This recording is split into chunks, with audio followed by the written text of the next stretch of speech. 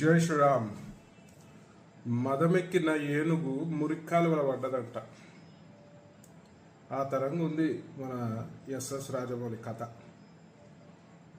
ఇవాళ ఎంతోమంది ఎస్ఎస్ రాజమౌళిని ఒక అద్భుతమైన డైరెక్టర్ అని చెప్పి అందరూ కూడా అభిమానిస్తారు.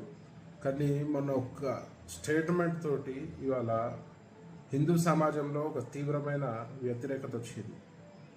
మరి ఎస్ఎస్ రాజమౌళి, నేను కూడా ప్రశ్నిస్తున్నా, నువ్వు దేవుడిని నమ్మకపోతే నమ్మకు, మరి నీ ప్రతి ఒక్క సినిమాకు ముందు పెద్ద ఎత్తున పూజ చేసి మరి ప్రారంభోత్సవం చేస్తావు కదా, మరి నువ్వు నమ్మనప్పుడు ఎందుకు చేస్తున్నావు?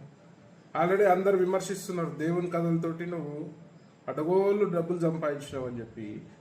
మరి వాస్తవమే కదా.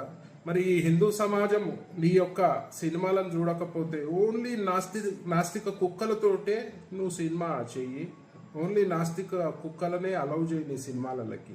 మరి హిందువులు సినిమా చూడకపోతే నీ బతికేమవుతుంది, నువ్వేమవుతావు అనేది కూడా ఆలోచించాలి.